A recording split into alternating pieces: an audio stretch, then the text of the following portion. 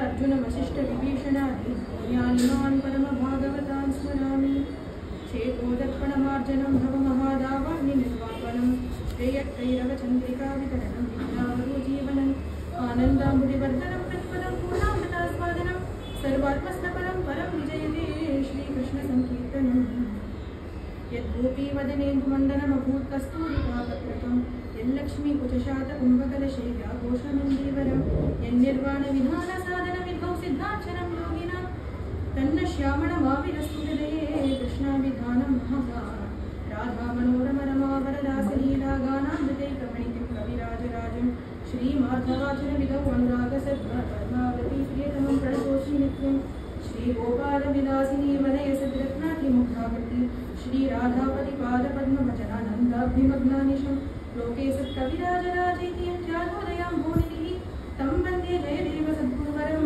पद्मावती वल्लभं हरे रामेति कृष्णेति नामसङ्कीर्तनं सदा लोकक्षेमाय कुर्वन्तं वेङ्कटं सद्गुरुं भजे कलये सुन्दराकारं सदैकप्रियदर्शनम् अज्ञाननाशकं देवं सद्गुरुं मुरलीधरं मुरलीमण्डितकरकमलं मुनिजनमोहनं नित्यस्तकालं वनमालाधारिणं प्रेमभक्तमण्डल नित्यकीर्तितं श्रीप्रेमितवरदं आश्रयेदं हरे राम राम राम हरे हरे हरे कृष्ण कृष्ण कृष्ण हरे हरे हरे राम राम राम हरे हरे हरे कृष्ण कृष्ण कृष्ण हरे हरे सद्गुरुनाथ महाराज की जय। श्रीपद्यान भगवान माधवी सखी समेत श्री प्रेमिकवरदुल्य परम कृपैनालयम நம் சத்குருநாதர் கிருபையினால இந்த ராதா கல்யாண மகோத்சவத்துல ஜெயதேவரையும் அவரோட அஷ்டபதியும் ஸ்மரணம் பண்ணக்கூடிய ஒரு பாக்கியம் கிடைச்சு. பகவான் நமக்கு இருக்கிறதுலயே பெரிய கிருபை என்ன பண்ணலாம் அப்படின்னா, பகவான் நமக்கு இருக்கிறதுலயே பெரிய கிருபை என்ன பண்ணலாம் அப்படின்னா சத்சங்கம் தான். நம் குருநாதர் சொல்லுவார், பகவான் நமக்கு எப்போ சத்சங்கத்தை தரான் அப்படின்னா தன்னிடத்தில் இருக்கிறது எல்லாம் அனுகிரகம் பண்ணிட்டு அப்புறம் எப்போ தானியே கொடுக்கணும்னு ஆசைப்படுறானோ அவருக்கு தான் சத்சங்கத்தை அனுகிரகம் பண்றாங்க.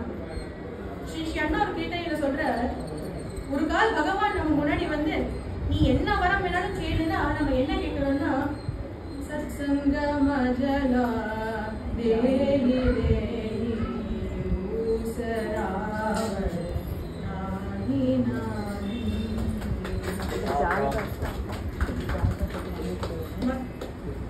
பகவான் வந்து ஏதாவது ரெண்டு வரம் கேளுன்னா நம்ம முதல்ல என்ன கேட்கணும்னா சத்சங்கமஜலா தேஹி தேஹி, எனக்கு சதா சர்வ காலமும் சத்சங்கத்திலே இருக்கிற மாதிரி அனுகிரகம் பண்ணுங்க. அப்ப பகவான் சரி ரெண்டாவது வரம் என்ன வேணும்னா நீயே வச்சுக்கோன்னு சொல்லலாம். ஏன்னா அந்த சத்சங்கம் இருந்துடுத்துனா மற்றதெல்லாம் தானா வரும்.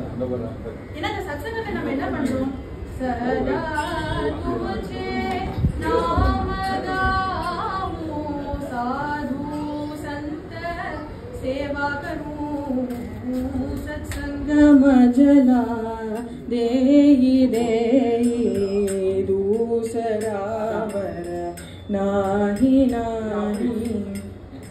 இந்த சத்சங்கத்துல சதா துமச்சே நாமகாவும் நான் பகவான் அடையணும் அப்படின்னா அதுக்கு ஒரு ஷார்ட் வேணும். அது நாம சங்கீர்த்தனம்.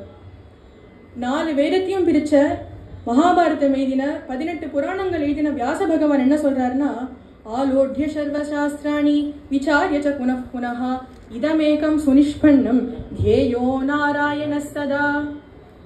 கடைசியில் என்ன சொல்றாருன்னா, நான் எல்லா சாஸ்திரத்தையும் புரட்டி பார்த்துட்டு இது ஒன்று நிச்சயமா தெரியும், பகவான் அடையணும்னா தியேயோ நாராயண சதா அப்படிங்கிறார். அதாவது நாராயணனை எப்பொழுதும் தியானம் பண்ணு. ஆனால் தியானம்னா கஷ்டமாச்சேன்னா அங்கே நம்ம கேர்ஃபுல்லாக பார்க்கணும். ஒரு பதத்தை போடுறார், சதா அப்படிங்கிறார். சதா சர்வ காலமும் நம்மளால பண்ற ஒரே விஷயம் என்னன்னா நாம சங்கீதனம் தான். நான் நடுராத்திரி 12 மணிக்கு எழுந்துட்டு எனக்கு இப்போ தியானம் பண்ணணும்னு இருக்கு, பூஜை பண்ணணும்னு இருக்குன்னு பண்ணக்கூடாது. அதுக்கெல்லாம் ஒரு டைம் உண்டு. யார் வேணாலும் சொல்லலாம், எப்போ வேணாலும் சொல்லலாம், எங்கே வேணாலும் சொல்லலாம். அப்படின்னா அது நாம மட்டும்தான். நம் குருநாதர் மகாரண்யம் ஸ்ரீ ஸ்ரீ முரளிதர சுவாமிஜி மகாமந்திர கீர்த்தனையை எழுதியிருக்கார்.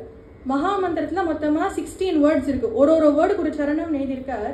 அதுல முதல் சரணத்துல சொல்ற கலியையும் பலி கொள்ளும் துளி நியமமும் இல்லாத கீர்த்தனம் பாடீரே கீர்த்தனம் பாடீரே ஹரே ராம ராம ராம ஹரே ஹரே ஹரே கிருஷ்ண கிருஷ்ண கிருஷ்ண ஹரே ஹரே.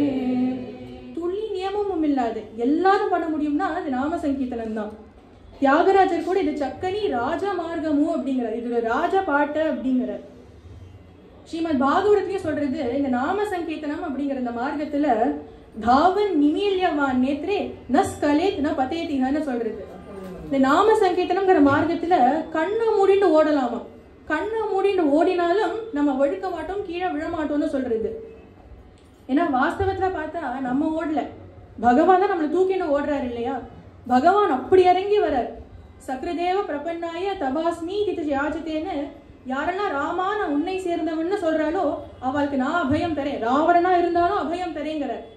வாஸ்தவத்துல நம்ம ராமா உன்னை சேர்ந்தவன் கூட சொல்ல வேண்டாம், ராமான்னு சொன்னா போறோம் இவன் என்னை சேர்ந்தவன் பகவான் சொல்றாராம். தொண்டடிப்புடி ஆழ்வார் திருமாலையில சொல்றார், இத்தனை அரங்கனாருக்கு இறங்கும் நம் அரங்கனாய பித்தனை பெற்றுமந்தோ பெரிய பிறவியில் பிணங்குமாறே அப்படிங்கிறார். இந்த ஸ்ரீரங்கத்துல ஒரு பித்து படுத்துன்னு இருக்கான். ரங்கா ரங்கா ரங்கா சொன்னா அவங்க மோட்சத்தை தரேன்னு சொல்ற ஒரு பித்து படுத்துன்னு இருக்கான். ஏன் பித்துன்னு சொல்றாருன்னா, ஒரு பித்து யாரு அப்படின்னா தான் யாருன்னு தெரியாது, புறத்தியார் யாருன்னு தெரியாது. அதே போல பகவான் யாரெல்லாம் நாமா சொல்றாலோ அவகிட்ட ஒரு தோஷம் எதுவுமே பாக்குறது இல்லை. அப்பேற்பட்ட வஸ்துவ பகவான் நாமா சொன்னா நான் சுலபமா தரேன் அப்படிங்கிறார். ஆழ்வார் சொல்ற, இப்படி எல்லாரும் ரங்கா ரங்கா ரங்கான்னு சொல்ல ஆரம்பிச்சா நரகம் அப்படியே பூண்டோட அழிஞ்சுடுமா. அங்க நரகத்துக்கு போனா இதான் அந்த யமனோட பாத்திரம், இங்கதான் அவன் வந்து எல்லாரையும் எண்ணெயில வாட்டி எடுத்தான்னு சொல்றதுக்கு ஒரு டூர் கைட் கூட இல்ல அப்படிங்கிறார். புல்லெறிந்து ஒழியும் அன்றே அப்படிங்கிறார். அப்பேற்பட்டது பகவான் நாமா. ஏன்னா பகவான் வந்து நம்மளை சேர்த்துக்கணும்னா அப்படி ஆசைப்படுறானா. அதான் நம்ம அஷ்டபதியில அருமையா பாக்குறோம். பக்தர்கள் விரகத்துல துடிக்கிறது ஒரு பக்கம் இருக்கட்டும், இந்த இடத்துல பகவான் விரகத்துல துடிக்கிறார் இல்லையா. ராமாயணத்திலையும் பார்க்கும்போது சீதா பிராட்டிய ராவணன் கூட்டின்னு லங்கையில வச்சுடுறான். அப்புறமா கேமராவை வால்மீகி பகவான் திருப்பி ராமர் பக்கத்துல திருப்பிடுறார். ராமர் எப்படி அங்க மரம் செடி கொடிட்டு நீ சீதைய பார்த்தியா நீ சீதைய பார்த்தியான்னு அவர் வந்து சீதா பிராட்டி அடையறதுக்கு போடுற பிரயத்னம் எப்படி இருக்குங்கிறத வர்ணிக்கிறார் இல்லையா. இந்த அஷ்டபதி அப்படிங்கறத ஜெகநாதருக்கு சமர்ப்பணமா ஜெயதேவர் பண்றார். நம்ம வேதத்திலேயே பார்த்தோம்னா ரெண்டு க்ஷேத்திரம் தான் வேதத்திலேயே மென்ஷன் ஆயிருக்கு. ஒண்ணு வந்து திருப்பதி, இன்னொன்னு நம்ம பூரி க்ஷேத்திரம். பூரிக்கு இன்னொரு பேர் வந்து புருஷோத்தம க்ஷேத்திரம்னு சொல்லுவா, நீலாச்சலம்னு சொல்லுவா, குப்த பிருந்தாவனம்னு சொல்லுவா. ஏன்னா அந்த பூரியில பிரேமைய ஒரு அண்டர் கரண்டாட்ட ஓடிண்டே இருக்கான். நம் குருநாதர் சொல்லுவார், கங்கா ஜலம், பிருந்தாவன ரஜஸ், பூரி பிரசாதம், இது மூணும் ஸ்வயம் பிரம்மம் அப்படின்னு சொல்லுவார். மகாபெரியவாலும் சொல்லியிருக்கா, நமக்கு வந்து பூரி பிரசாதம் கொடுக்குறா அப்படின்னா நம்ம பல்லு தேய்க்கிறனா கூட பரவாயில்ல சாப்பிடலாமா. ஜென்ரலா நம்ம சாஸ்திரங்கள்ல இந்த பூனை அப்படிங்கிறது கொஞ்சம் அசுத்தமான மிருகம். அது வந்து ஏதாவது பூஜா சாமான தொட்டு கொடுத்தனா அது பூஜைக்கு அப்புறம் பிரயோகம் பண்ண முடியாது, இல்ல பிரசாதத்தை தொட்டு கொடுத்தனா அதோட இது போயிடும். ஆனா பூரி பிரசாதத்தை மட்டும் நம்ம பூனை வாயில இருந்து கூட பிடிக்கி சாப்பிடலாமா. அப்பேற்பட்ட மகத்துவம் நிறைய சொல்லப்பட்டிருக்கு. பகவான் வந்து ஸ்ரீரங்கத்துல ஏந்துக்கிறார், பத்ரிகாசிரமத்துல ஜபம் பண்றார், திருப்பதியில நின்று எல்லாருக்கும் கிருபா பண்றார், சேவை சாதிக்கிறார். இப்படி ஒரு ஒரு க்ஷேத்திரத்துல ஒரு ஒரு விஷயம் பண்ற பகவான் பூரியில தான் வந்து சாப்பிடுறாராம். பூரி தான் அன்னக்ஷேத்திரம். ஜென்ரலி நம்ம பத்ரிகாசிரமம் போனோம்னா அங்க ஜபம் பண்ணாதான் பகவான் கிருபா பண்ணுவார். குருவாயூர் போனோம்னா அங்க பாகவதம் படிச்சாதான் பகவான் கிருபா பண்ணுவார். திருப்பதி போனோம்னா உண்டியல்ல 10 ரூபா போட்டாதான் பகவான் கிருபா பண்ணுவார். ஆனா பூரியில வந்து நம்ம ஒருத்தருக்கு கூட ஒரு அன்னதானம் பண்ணிட்டோம்னா பகவான் ரொம்ப சந்தோஷப்பட்டு கிருபா பண்ணுவாராம். இந்த பூரிக்கு பகவான் எப்படி வந்து சேவை சாதிக்கிறாருன்னா, எப்படி தர்மாவர்மா அப்படிங்கிற ராஜா பண்ண தபஸ்க்காக ரங்கநாதர் ஸ்ரீரங்கத்துக்கு வராரோ, எப்படி புண்டரீகனோட விரதத்தை பார்க்கணுங்கிறதுக்காக விட்டலன் பண்டர்பூர் போறாரோ, அந்த மாதிரி இந்திரத்யும்னன் அப்படிங்கிற ராஜா வந்து இந்த நீலாச்சலத்துல தபஸ் பண்றார். இந்த இந்திரத்யும்னம் தான் நம்ம பாகவரத்துல பார்த்திருப்போம். 8வது ஸ்கந்தத்துல கஜேந்திர ஆழ்வாரா வருது இந்த இந்திரத்யும்னன் தான். இந்த இந்திரத்யும்னன் அப்படிங்கிற ராஜா தபஸ் பண்ணும்போது அங்க பகவான் ஸ்வயம் தர்சனம் கொடுக்கிறார். கொடுத்தவனுக்கு என்ன வரம் வேணும்னு கேட்கும் போது இந்திரத்யும்னன் இந்த இடத்துல உங்களுக்கு ஒரு கோவில் கட்டணும்னு ஆசையா இருக்குன்னு சொல்ற. ஆனால் பகவான் கட்டலாமே அப்படிங்கிறார். அப்போ இந்திரத்யும்னன் கேட்கிறார், உங்களை எந்த கோலத்தில் பிரதிஷ்டை பண்றது? ரங்கநாதர்னா படுத்துட்டு இருப்பார், வடபத்ர சாயி நின்றுட்டு இருப்பார், ஊத்துக்காட வெங்கட கவியோட கிருஷ்ணர் காளிங்க நர்த்தனம் பண்ற கோலத்துல இருப்பார். அந்த மாதிரி உங்களை எந்த லீலையில எந்த கோலத்துல பிரதிஷ்டை பண்றதுன்னு கேட்கும்போது அந்த இடத்துல பகவானே ஒரு கதை சொல்றாராம். பகவான் சொல்ற, ஒருக்கா நானும் சுபத்ராவும் பலராமனும் எங்களோட அத்தா ஆத்துக்கு போயிருந்தோம், ஸ்ருததேவி அப்படிங்கிற அத்தா ஆத்துக்கு. அங்க போயிருக்கும் போது அங்க நாரத மஹர்ஷி வரார். நாரத மஹர்ஷி தான் திரிலோக சஞ்சாரி இல்லையா? அவர்கிட்ட பகவான் கேட்கிற, நீங்க பிருந்தாவனத்துக்கு போனேலா, அங்க இருக்கிற கோபர்கள் கோபிகைகள்லாம் பார்த்தேலான்னு கேட்கிறார். அவெல்லாம் எப்படி இருக்கான்னு கேட்கும்போது அந்த இடத்துல நாரதர் கோபிகைகள்லாம் பகவான் விரகத்துல எப்படி துடிச்சுட்டு இருக்கான்னு சொல்றார். இதை பகவானாலே கேட்க முடியலையா? பகவான் கேட்டு பகவான் விரகத்துல உருகிறார். அந்த பிரேமையிலேயே உருகிற மூர்த்தி ஜெகநாதர். இதனால நம்ம குருநாதர் சொல்ற, இந்த அஷ்டபதி அப்படிங்கிறது ஜெகநாதருக்கு மட்டும்தான் பொருந்தும் அப்படின்னு. எல்லா தெய்வத்தை காட்டிலும் ஜெகநாதருக்கு தான் பொருந்தும். ஏன்னா ஜெகநாதர் பிரேமைக்கு அப்படி ஒரு மகத்துவத்தை கொடுக்கிறார். பிரேமையிலேயே உருகிற மூர்த்தி ஜெகநாதர்.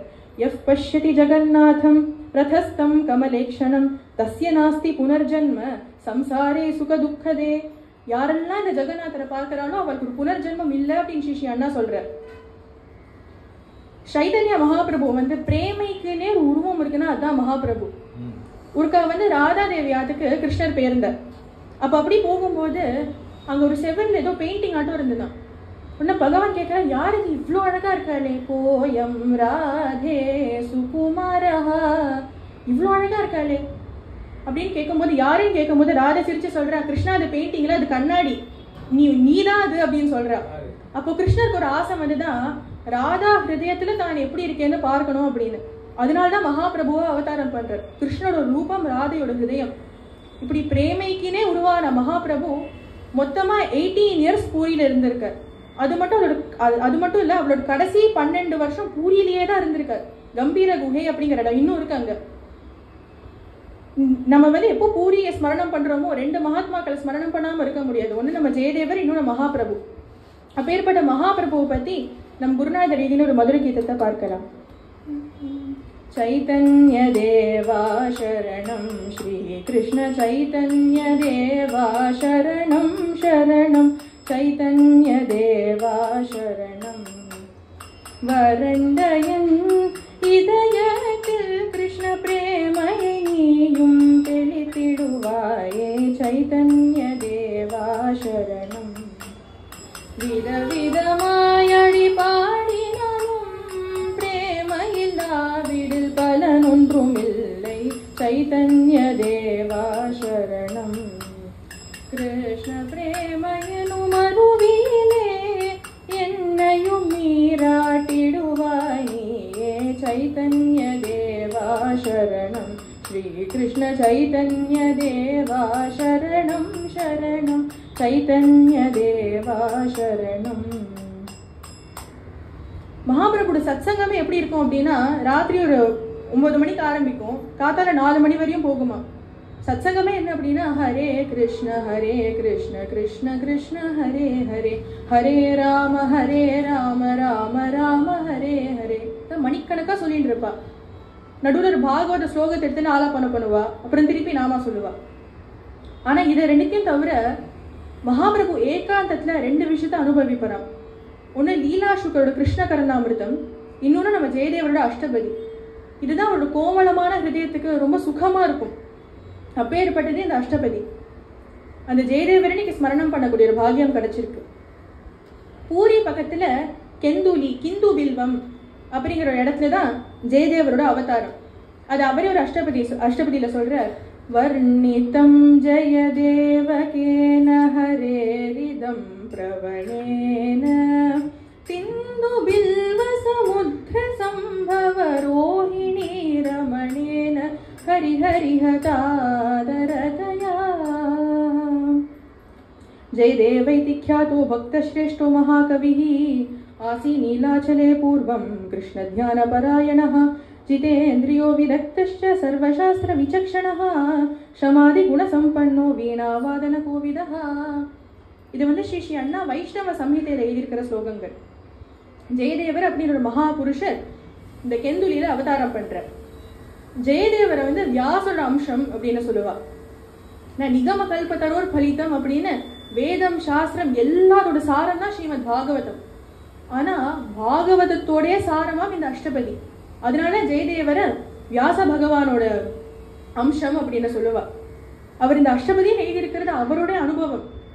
இந்த மகாத்மாக்கள்லாம் அனுபவத்தை அவாக்கிட்டே வச்சுக்கலாம். ஆனா நமக்கு என்ன கதி இல்லையா? சுகர் பாகவதம் சொல்லும் போது அவர் சமாதியில அனுபவிக்கிற விஷயம் வேற, அவர் பரீட்சித்த சொல்ற விஷயம் வேற இல்ல. அவர்கிட்ட இருக்கிற அந்த அனுபவத்தை தான் அவர் சொல்றாரு. அதுதான் நமக்கு பாகவதமா கிடைச்சிருக்கு. அதே போல இந்த அஷ்டபதி ஜெயதேவர் யோசிச்சுலாம் கிராமரை பார்த்தெல்லாம் எழுதல. அது தானா அனுபவத்துல கொட்டிருக்கார். ஆனா அதுக்கு அந்த காவியம் எல்லாம் அப்படி விழுந்திருக்கு. ஏன்னா வால்மீகி பகவான் கூட அவருக்கு ராமஹா கூட தெரியல எழுதுறதுக்கு முன்னாடி. ஆனா எழுதும் போது அப்படி பிராசம் என்ன அலங்காரம் என்ன அப்படி இருக்கு இல்லையா? அதே போல இந்த எழுதும் போது அந்த பிராசம் அலங்காரம் அதுக்கெல்லாம் தோன்றதுதான். நம்ம எல்லாம் இருக்கிறதே பகவான் குணத்தை பாடுறதுனால தானே அது தானா விழறதுதான். அப்பேற்பட்டது. ஸோ இந்த கெந்தூலி அப்படிங்கிற கிராமத்துல போஜதேவருக்கும் ரமாதேவிக்கும் அவதாரம் பண்ற. சின்ன வயசுல இருக்கும் போதே அம்மா அப்பா பகவான் திருவடி அடைஞ்சு விடுறா. அவர் சின்ன ஒரு பால கோபால தான் உபாசனை பண்றதுக்கு மூர்த்தியா வச்சுட்டு இருக்கார். அவருக்கு என்ன ஆசை அப்படின்னா எப்போதுமே பிரம்மச்சாரியா இருந்து பகவானுக்கு உபாசனை பண்ணணும்னு ஆசை. எப்போதுமே நம்ம ஒரு பிளான் வச்சுட்டு இருப்போம், பகவான் நமக்குன்னு ஒரு பிளான் வச்சிருப்பார்.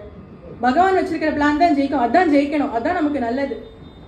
ஸோ இந்த இடத்துல ஏன்னா பகவானுக்கு தெரியறது இந்த ஜெயதேவருக்கு ஒரு ராசிக்க ஹிருதயம் இருக்குன்னு. ஏன்னா கிருஷ்ண பக்தி பண்ணணும்னாலே அதுக்கு ஒரே ஒரு விஷயம் என்னன்னா ரசிகாக முவிபாவுக்காக. பாகவதம் படிக்கணும்னா சம்ஸ்கிருதம் தெரியணும்னு இல்லை, வியாக்கரண பண்டிதரா இருக்கணும்னு இல்லை, எதுவுமே தேவையில்லை, ரசிகர்களா இருந்தா போறோம். அதனால ஜெயதேவருக்கு அந்த ரசிக ஹிருதயம் இருக்கு அப்படிங்கிறது பகவானுக்கு தெரியறது. அதனால பக்கத்துல பூரியில தேவராஜ சர்மான்னு ஒருத்தர் இருந்தார். அவருக்கு ரொம்ப நாளா குழந்தைகள் இல்லை. அவருக்கு என்ன ஆசைன்னா ஒரு குழந்தை பிறக்கணும், அந்த குழந்தைய நம்ம பகவானுக்கு சமர்ப்பணம் பண்ணணும்னு ஆசை. அதனால ஜெகநாதர்கிட்ட வேண்டிக்கிறார், எனக்கு குழந்தை பிறந்தா அதை நான் உன் கைங்கரியத்துக்கு விடுவேன் அப்படின்னு. அவருக்கான ஒரு பெண் குழந்தை பிறந்து விட்டுறது. இதே பையனா பிறந்திருந்தா அப்படியே கோவில்லயே போய் விட்டு விடலாம், அது கைங்கரியம் பண்ணிட்டு இருக்கும். பெண் குழந்தையா இருக்கிறதுனால அவருக்கு என்ன பண்ணணும்னு தெரியல. அப்ப அவர் கனவுல ஜெகநாதர் சொல்ற, இங்க ஜெயதேவர்னு ஒருத்தர் இருக்கார், அவருக்கு போய் கல்யாணம் பண்ணி வை, எனக்கு கொடுக்கறதும் இந்த ஜெயதேவருக்கு கொடுக்கறதும் ஒண்ணுதான் அப்படிங்கிறார். சோ அந்த குழந்தைய பத்மாவதிய ஜெயதேவர்கிட்ட கூட்டின்னு போறார். இந்த ஜெகநாதர் கொஞ்சம் விஷமம். விட்டலனாவது வல்லபாச்சாரியர் கனவுலையும் சொன்னார், பொண்ணோட அப்பா கனவுலையும் சொன்னார். ஜெகநாதர் இங்க ஜெயதேவர்கிட்ட சொல்லல. நான் ஜெயதேவர் சொல்ல நான் ஏன் ஏத்துக்கணும் அப்படிங்கிறார். ஏன்னா இது ஒரு புது ஸ்கேம் போல இருக்கு, இதை பகவான் தான் கனவுல சொன்னார், அதனாலதான் கொடுக்குறேன் அப்படின்னு. அதனால ஜெயதேவர் சொல்ற, எனக்கு பகவான் சொல்லட்டும், அப்புறம் நான் பண்ணிக்கிறேன் அப்படிங்கிறார். அடுத்த நாள் காட்டால பார்த்தா ஆசிரமே ஜாம் ஜாம் ஜாம்னு இருக்கான். பார்த்தா பூவெல்லாம் பறிச்சு வச்சிருக்கு, வாசல்ல கோலம் தண்ணி தெளிச்சு கோலம் போட்டிருக்கு. முன்னாடி ஜெயதேவரோட அபிப்பிராயம் என்னவா இருந்ததுன்னா, நம்ம கல்யாணம் பண்ணிட்டோம் அப்படின்னா நம்மளால பகவத் பக்தி பண்ண முடியாது அப்படின்னு. ஆனா இப்போதான் அவருக்கு புரியறது, சேர்ந்து பகவான் அனுபவிக்கிறது இன்னும் பக்தி இன்னும் புஷ்டி ஆகும்னு. அம்பரீஷனும் ஸ்ரீமதியும் போல, திருமங்கையாழ்வார் குமுதவள்ளி நாச்சியார் போல இங்க சேர்ந்து பகவானை சேவிக்கலான்னு அப்போதான் தோணி அங்க ஆச்சரியமா கல்யாணம் நடக்கிறது. கல்யாணத்துக்கு அப்புறம் அடுத்த நாள் அவர் எப்போதும் போல அந்த கிருஷ்ணருக்கு உபாசனம் பண்றதுக்கு ஆரம்பிக்கிறார்.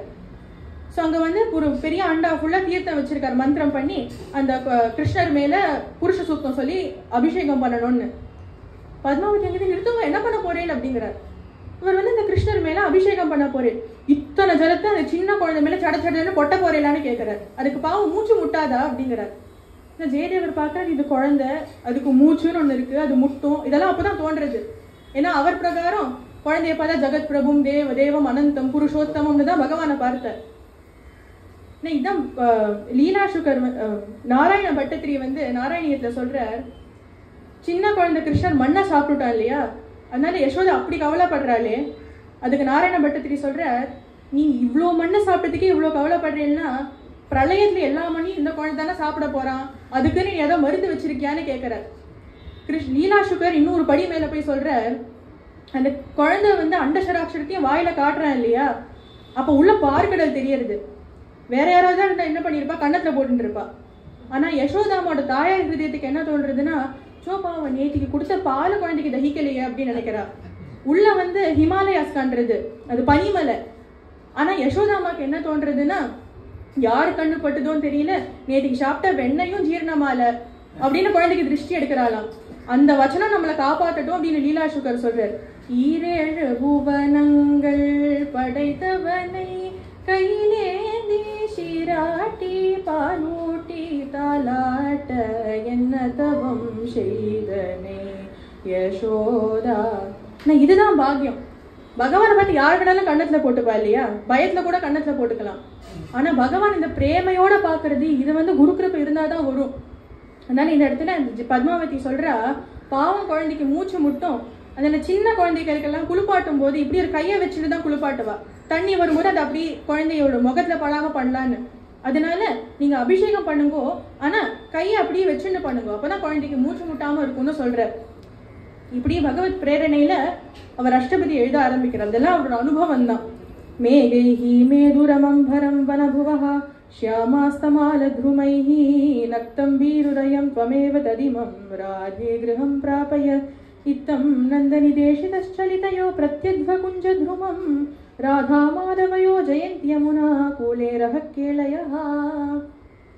ஒரு சமயம் கிருஷ்ணன் நந்தா பாபாவோட தோல்ல சவாரி போறானாம். அப்படி போகும்போது திடீர்னு ஆகாசத்துல மேகங்கள் எல்லாம் கூடியதான் மழை பெய்யற மாதிரி இருக்கு. அப்ப எதேச்சியா அப்படின்னா கிருஷ்ணன் பிளான் படின்னு அர்த்தம். எதேச்சியா அந்த இடத்துல ராதாராணி பிருந்தாவனத்துல இருந்து வந்திருக்கா, பர்சானால இருந்து வந்திருக்கா. அப்போ கிருஷ்ணரை ராதா கையில கொடுத்து இவன் வீட்டுக்கு போறானான்னு பாத்துக்கோ அப்படின்னு நந்தபாபா கிளம்புறார். அப்போ ராதாராணியும் பகவானும் யுவாவா ஒரு ஸ்வரூபத்தை எடுத்து நிகுஞ்சத்தை பிரவேசிக்கிறா. இப்படிதான் அஷ்டபதியை ஆரம்பிக்கிறார். 4வது அஷ்டபதி சொல்லும் போது அவர் சொல்ற, ஸ்ரீ ஜெயதேவ பணிதமிதம் அத்புதம் கேசவ கேலி ரகசியம் அப்படிங்கிறார். இது என்ன ரகசியம்? நம்ம தான் மைக்கில பாடுறோமே, உள்ள வரவா என்ன 4வது அஷ்டபதியா ஓடிட்டு இருக்கேன்னு கேட்டுன்னா உள்ள வருவா. என்ன ரகசியம் அப்படின்னா பதம் காதுல விழும், ஆனா உள்ள இருக்கிற அனுபவம் ரகசியம். இந்த அஷ்டபதியெல்லாம் பிரதிபதார்த்தம் எல்லாம் யாரும் சொல்ல மாட்டா, அதை நம்ம பார்க்கவும் கூடாது. ஏன்னா நம்ம பாட பாட பாட அது தானா அனுபவமா வரணும். அது பகவான் கிருப்பையில குரு கிருப்பையில தான் வரும். இப்போ இந்த இடத்துல நம்ம அஷ்டபதியை வச்சுட்டு ஜெயதேவோட சில அனுபவத்தை மட்டும் பார்க்கலாம். முதல் 2 அஷ்டபதிய பகவானுக்கு ஒரு ஜெயகோஷமா ஒரு மங்கள சரணம் மாதிரி பகவானுக்கு பல்லாண்டு பல்லாண்டு பல்லாயிரத்தாண்டுன்னு ஒரு ஜெயகோஷமா அமைச்சிருக்கார். பிரளய பயோதி ஜலே ஹரே முகுந்தா திருதவானசி வேதம் விஹித வஹித்ர சரித்ரமகேதம் கேசவாத்ருத மீன ஷரீரா जय जगदीश हरे धृतमीन शरीरा वसति दर्शन शिखरे गोपाल कृष्णा धरणी तव लग्ना शशिनि कलंक कलेव निमग्ना केशवादृत सूकर रूपा जय जगदीश हरे. அழகா சொல்ற பகவான் வராக அவதாரமா வரும்போது இந்த பூமாதேவி எப்படி தாங்கிட்டு இருக்கா இல்லையா, அது பாக்குறதுக்கு எப்படி இருக்குன்னா, அமாவாசைக்கு 3 நாள் அனுப்புறோம். சந்திரனை பார்த்தோம்னா ரொம்ப அழகா இருக்கும். ஒரு பிளாக் சர்க்கிள் இருக்கும், ஓரமா வைட்டா அந்த சந்திரன் தெரியும் இல்லையா. அதே போல பகவானோட அந்த கொம்பு அந்த சந்திரன் மாதிரி இருக்கான். பூமாதேவி முதல் அந்த ஃபுல் சர்க்கிள் ஆட்டும் இருக்கான் அப்படின்னு அருமையா சொல்ற. அப்புறமா தவ கர கமலவரே ஹரே முகுந்தா நகமத்புத ஸ்ருங்கம் தலித ஹிரண்ய கஷிபுதனு பிருங்கம் கேசவாத்ருத நரஹரி ரூபா. அவர் சொல்ற தவ கர கமலவரே நகமத்புத ஸ்ருங்கம், அதாவது உன் தாமரை போல மென்மையான கைகள்ல வஜ்ரம் போல நகங்கள் இருக்கான். இது எப்படி இருக்குன்னா, ஸ்ரீமத் பாகவதத்துல சகடாசுர வதம் வரும்போது சொல்றா, பகவானோட பிஞ்ச கால கோமளமா இருக்கான், தாமரை போல இருக்கான். ஆனா எப்ப சகடன் விடுறானோ அது வேலாட்டம் ஆயிட்டு இருந்தான், ஸ்பேடாட்டம் ஆயிட்டு இருந்தான். இதான் ஆண்டாள் பேட்டியும் சொல்றா, பகவானை பார்த்து கதிர்மதியம் போல் முகத்தால் அப்படிங்கிறார். அதாவது பகவான் முகம் சந்திரனும் சூரியனும் போல இருக்கான். அது எப்படி சந்திரனும் சூரியனும் போல இருக்குன்னா, யசோதாமா கிட்ட பேசும்போது, கோபிகைகள்கிட்ட பேசும்போது, கோபால்கிட்ட பேசும்போது சந்திரன் போல இருப்பானா. ஆனா பூதனம் வரும்போது, சகடாசுரன் வரும்போது, திருநாவர்த்தன் வரும்போது சூரியனாட்டம் இருப்பானா. ஏன்னா பகவான் ஒரு பக்கத்துல பக்த ரக்ஷணமும் பண்ணும், இன்னொரு பக்கத்துல சிக்ஷனம் பண்றாரு இல்லையா. இப்போ ராமாயணத்துல பார்த்தோம்னா குஹன்ட்ட ஒரு மாதிரி பேசுவார், சபரி கிட்ட ஒரு மாதிரி பேசுவார், லக்ஷ்மணாழ்வார்ட்ட ஒரு மாதிரி பேசுவார், சீதா பிரா கிட்ட கௌசல்யாமாட்ட ஒரு மாதிரி பேசுவார். ஆனா இதே ஒத்த ஆளா அத்தனை கரதூஷனாலையும் வதம் பண்ணும்போது அவரோட டிமியரே வேற மாதிரி இருக்கும். அதே போல கிருஷ்ணன் வந்து ராசம் பண்ணும்போது ஒரு மாதிரி இருப்பார், அம்மா கிட்ட விளையாடும் போது ஒரு மாதிரி இருப்பார். ஆனா இதே ஒரு அசுரால வதம் பண்ணும்போது அர்ஜுனை விட்டு இவாளடி அவாளடின்னு அந்த கௌரவால வதம் பண்ணும்போது அவரோட டிமீனரே வேற மாதிரி இருக்கும். ஆனா கிருஷ்ணாவதாரத்திலயோ ராமாவதாரத்திலயோ பகவானுக்கு ரெண்டு விஷயத்த ரெண்டு காலத்துல பண்ணக்கூடிய ஒரு லிபர்ட்டி இருந்தது. ஒரு பக்கம் இதை பண்ண முடியாது, இன்னொரு பக்கம் சிக்ஷனமும் பண்ண முடிஞ்சிட்டு இருந்தது. ஆனா அவர் நிருசிம்மாவதாரம் எடுக்கும்போது ஒரு பக்கம் பக்தர் லாடனமும் பண்ணோம், இன்னொரு பக்கம் பக்தர் சிக்ஷனமும் பண்ணணும் இல்லையா? அந்த ரெண்டுத்தையும் ஒரே சமயத்துல பண்ணதுனால நக்கம் அத்புத சிங்கம் அப்படிங்கிறார். இப்படின்னு அருமையா பகவான் தசாவதாரத்துக்கு ஒரு ஜெயகோஷம் போடுறார். ஆனா நம்ம கவனிச்சோம்னா அந்த தசாவதாரத்துல நம்ம யூஸ்வலி பலராமனுக்கு அப்புறம் கிருஷ்ணர்னு சொல்லுவோம், ஆனா அவர் கிருஷ்ணர்னு சொல்லல. ஏன் அப்படின்னா கேசவா திருத தசவித ரூபா, தசாவதாரமும் எடுத்ததே கிருஷ்ணர் தான். கிருஷ்ணர் தான் இங்க பரபிரம்மம் அப்படின்னு காட்டுறார். ரெண்டாவது அஷ்டபதியிலையும் பகவான் ஒரு ஜெயகோஷம் போடுறார், ஜெய ஜெய தேவா ஹரே அப்படின்னு. அந்த நடுவில் ஒரு சரணம் நம்ம குருநாதருக்கு ரொம்ப பிடிக்கும். அபிநவ ஜலதர சுந்தரா திருதமந்தரா ஸ்ரீமுக சந்திர சகோரா. அபிநவ ஜலதர சுந்தரா, பகவான் பார்க்கறதுக்கு ஒரு ஃப்ரெஷ் ரெயின் ஃபீல்டு கிளவுட் ஆட்டம் இருக்கானா. இந்த கிளவுட் என்ன பண்றது அப்படின்னா திருத மந்தரா, இந்த கிளவுடுனால மந்தரம் அப்படிங்கிற கிரியை தாங்கிட்டு இருக்கான். நம்ம ஏதாவது ஹில் ஸ்டேஷனுக்கு போய் பார்த்தோம்னா முதல்ல மலை இருக்கும், மலைக்கு மேல மேகம் இருக்கும் இல்லையா? ஆனா இங்க அவர் சொல்ற முதல்ல மேகம் இருக்கு, மேகத்துக்கு மேல மலை இருக்கு அப்படிங்கிறார். அதே போல ஸ்ரீமுக சந்திர சகோரா, யூஸ்வலி சொல்லும் போது என்ன சொல்லுவோம்னா பகவான் தான் சந்திரன், நம்ம தான் சக்கோர பறவைகள்னு சொல்லுவோம். முழுமதி நிலவு நீ சக்கோர பறவை நான். ஆனா இந்த இடத்துல ஜெயதேவர் என்ன சொல்றாருன்னா ராதாராணியோட திருமுகம் சந்திரன் போல இருக்கக்கூடிய திருமுகத்துக்கு பகவான் தான் இங்க சக்கோர பக்ஷியா. இந்த அஷ்டபதியிலேயே ஒரு மான லீலையை தான் அவர் வர்ணிக்கிறார். என்னன்னா ராதாதேவியை விட்டுட்டு கிருஷ்ணர் ராசம் பண்ணிட்டான் அப்படின்னு ராதாதேவிக்கு கோபம். பகவான் கிட்ட கோச்சுக்கலான்னா இந்த இடத்துல தகுமாமது. ஏன்னா பிரேமைக்கு பகவான் அவ்வளோ இடம் கொடுக்குறார், அவ்வளோ இடம் கொடுத்துதான் ஆணும். ஏன்னா இவ எப்பேற்பட்டவா இல்லையா? அவ கோபிகா கீதத்துல பகவான் கிட்ட சொல்றா, நீ வந்து யாரோ நந்தனோட பையன்னு இல்லைன்னு எனக்கு தெரியும், அப்பேற்பட்ட அந்த பிரபு எல்லா ஜீவராசிக்குள்ள அந்தரியாமையா இருக்கிற பிரபு நீதான் எங்களுக்கு தெரியும்னு சொல்றா. பகவான்கிட்ட சொல்றா சந்தியஜ்ய சர்வ விஷயான் ஸ்தவபாத மூலம் அப்படிங்கிறா.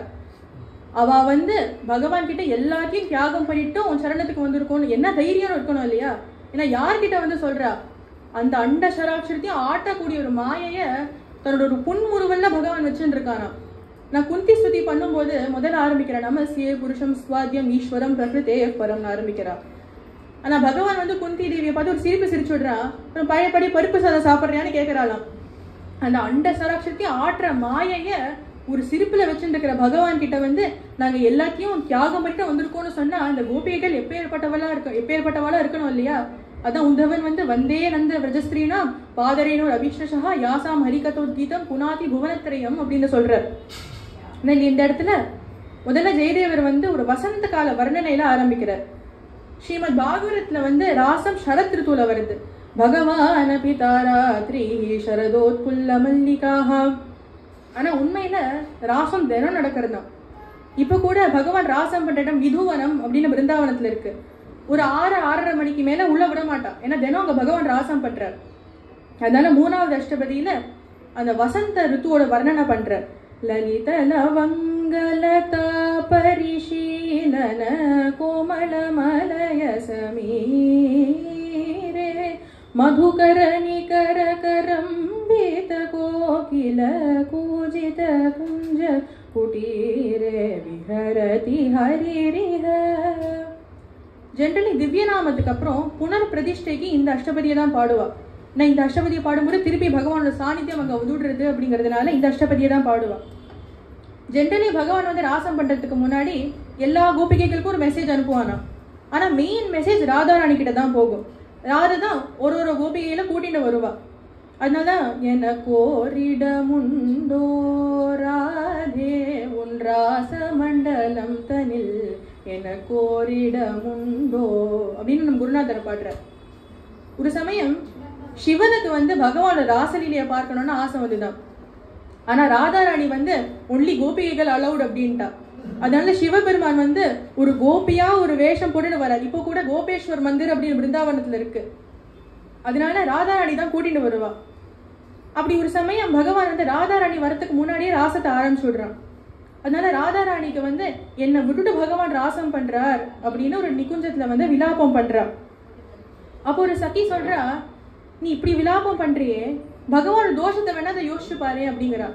அதுக்கு ராதாராணி சொல்றா, ஆமா நானும் மெனக்கெட்டு தோஷத்தை தான் நினைக்கணும்னு யோசிச்சுட்டு இருக்கேன். ஆனா கணயதி குணகிராமம் கிராமம் பிராமாதபி நேஹதே வஹதி ச பரிதோஷம் தோஷம் விமுச்சதி தூரதஹ யுவதிஷு வலத்ரிஷ்ணே கிருஷ்ணே விஹாரிணி மாம் வினா புனரபி மனோவாமம் காமம் கரோதி கரோமி கிம் நிப்ருத்த நிகுஞ்ச கிருஹம் கதயா நிஷிரஹசி நிலீய வசந்தம் சகித விலோகித சகல திஷாரதிரபசவசேன ஹசந்தம் சகிஹே கேஷிமதனம் உதாரம் ரமய மயா சஹ மதன மனோ ரதபாவிதயா சவிகாரம் சகிஹே மயா சஹ ரமய. ராதாராணி சொல்றா, கணயதி குணகிராமம், நம்ம மெனக்கிட்டு தோஷத்தை தான் நினைக்கணும்னு பார்த்தா மனசு திருப்பி திருப்பி குணத்தை தான் நினைக்கிறதா. தோஷம் விமுச்சதி தூரதாக, தோஷத்தைன்னா மூட்டை கட்டி எங்கேயோ போட்டு கொடுத்து. புனரபி மனோ வாமம், வாமம் அப்படின்னா சம்ஸ்கிருதத்துல ஸ்திரீத்வம் அர்த்தம், ஸ்திரீ ஸ்வபாவம் அர்த்தம். ராதாராணி சொல்றா, ஒரு பெண்ணுக்கு அழகே கிருஷ்ணர்கிட்ட மயங்கிறது தானே, பெண்மைனா அது கிருஷ்ணர்கிட்ட மயங்கிறது தான் அப்படிங்கிறா. ருக்மிணி பிராட்டியும் சொல்றா, காத்வா முகுந்த மஹதி குலசீல ரூபா வித்யாதயோ திரவிண தாம பிராத்ம துல்யம் தீராபதிம் குலவதி நவ்ரணீத கன்யா காலே நிருசிம்ம நரலோக மனோபிராமம். உண்மையில எந்த பெண்ணுக்கு தான் உன்னை கல்யாணம் பண்ணிக்கணும்னு ஆசை வராதுன்னு கேட்கறா. அதே போல ராதாராணி சொல்றா, ஒரு பெண்ணா இருக்கா அப்படின்னாலே அது கிருஷ்ணர்கிட்ட மோகிச்சு போனோம், பெண்மைனாலே கிருஷ்ணர்கிட்ட மோகிச்சு போறது தானே அப்படிங்கிறா. ஏன்னா பக்தியே ரொம்ப ஃபெமினைன், பிரேமை பக்தினா ரொம்ப ஃபெமினைன். இப்ப நம்மாழ்வாரோ திருமங்கை ஆழ்வாரோ பகவான் கிட்ட நாயிகா பாவத்துல பாடும்போது அவ தன்னை ஒரு பெண்ணா பாவிச்சுட்டு பாட வேண்டி இருந்தது. ஆனா ஆண்டாள் பிராட்டிக்கு அந்த நேச்சுரலா வருது இல்லையா. அதே போல இந்த இடத்துல ராதாராணியும் சொல்றா, நேச்சுரலா என்னோட மனம் கிருஷ்ணர் கிட்ட போயிடுறது அப்படிங்கிறா. இங்க ராதாராணி விலாபம் பண்ண அடுத்த அஷ்டபதியில கிருஷ்ணர் எப்படி விரகத்துல துடிக்கிறாருன்னு வண்டிக்கிறார். ராதாராணி தான் தாயார் இல்லையா, ராதாராணி நமக்கு காட்டுறாளாம், நீ சம்சாரத்துல என்னத்தையும் நினைச்சுட்டு இருக்கியே, பகவான் உனக்காக எப்படி கதறார் எப்படி அழறார் பாருன்னு காட்டுறார். நான் ரொம்ப அழகா பாகவதத்துல துருவன் தபஸ் பண்ணும் போது எல்லா தேவர்கள் எல்லாம் போய் சொல்றா பகவான் கிட்ட, இப்படி ஒரு குழந்தை தபஸ் பண்றான், நீங்க அவருக்கு தர்சனம் கொடுக்கணும்னு. அப்ப பகவான் என்ன சொல்லணும், இந்த துருவன் அப்படி தபஸ் பண்றானா, அவனோட தபஸ்க்கு பலனா நான் போய் தர்சனம் கொடுக்குறேன்னு சொல்லணும் இல்லையா. பகவான் என்ன சொல்றாருன்னா, நிஜமா அப்படி ஒரு குழந்தை தபஸ் பண்றானா, எனக்கு போய் அவனை தர்சனம் பண்ணணும், பக்த தர்ஷன லாலசகா அப்படின்னு எனக்கு அவனை போய் தர்சனம் பண்ணணும்னு போறாராம் பகவான். அதே போல இந்த இடத்துல ஷம்யதாம பரம் கதாபி தவேத்ருஷம் ந கரோமி தேஹி சுந்தரி தர்ஷனம் மம மன்மதேன துனோமி ஹரி ஹரி ஹதாதரதயா. நம்ம பகவானை பார்த்து தேஹி சுந்தரா தர்ஷனம்னு கதறணும், பகவான் இந்த இடத்துல தேஹி சுந்தரி தர்ஷனம்னு பகவான் விரகத்துல கதறாராம். அப்புறமா ராதையோட விரகத்தை வர்ணிக்கிறார். நிந்ததி சந்தனம் இந்து கிரணமனு விந்ததி கேதமதீரம் வியால நிலய மிலனே நகரணமிவ கலயதி மலய சமீரம் சாவிரஹே தவரீனா. ஜெயதேவர் இருந்தது ஒரு அரௌண்ட் 12th century மாதிரி. அவர் இந்த அஷ்டபதி எழுதியிருக்காரு இல்லையா, இதையே ஒரு 300 வருஷம் ஆனப்புறம் திருவாரூர் பக்கத்துல ஊத்துக்காடு அப்படிங்கிற கிராமத்துல அவதாரம் பண்ண ஊத்துக்காடு வெங்கட கவி இவர் சொல்லியிருக்கிற இதே லைனை தமிழ்ல பாடுறார். தெளிந்த நிலவு பட்ட பகல் போல் எரியுதே அப்படின்னு இந்த விரகத்துல இந்த சந்திரனோட குளுமையான அந்த கிரணங்கள் கூட சூரியனை போல தகிக்கிறதான்.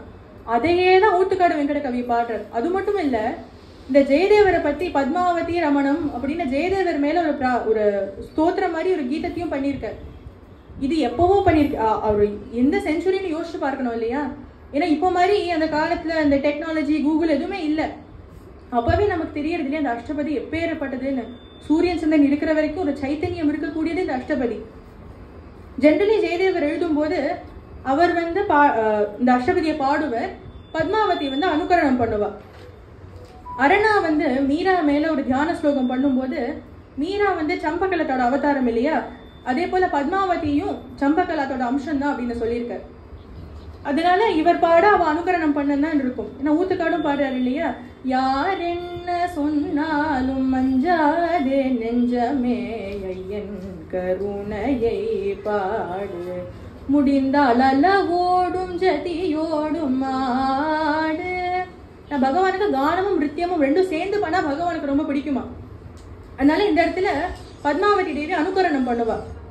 அவர் இப்படி ராதியோட விரக லட்சணம் எல்லாம் சொல்லிட்டு வர்றார். ध्यानलयेन पुरपरिकल्पय भवन्तमतीव दुरापं विलपति हसति विषीदति रोदिति चञ्चति मुञ्चति तापம். விரகத்துக்கு நிறைய லட்சணம்னு சொல்லப்பட்டிருக்கு. கண்ணிலேருந்து தண்ணி வரணும், கத்கதம் ஏற்படணும். இது அந்த உள்ள இருக்கிற அந்த பக்தி அப்படி தானா வெளிப்படுமா. இந்த விரகத்துல எல்லா லட்சணமும் ராதாராணிக்கு வந்திருக்கு. ராதாராணிக்கு அப்புறம் சைத்தன்ய மகாபிரபு மட்டும்தான் வந்திருக்கான். இப்படி இதை வர்ணிக்கும் போது ஹரி ரீதி ஜபதி சகாமம் விரஹ விஹித மரணேவ நிகாமம் ராதிகா கிருஷ்ணா. அங்க ராதாராணி விரகத்துல ஹரி ஹரி ஹரின்னு சொல்றாளாம்.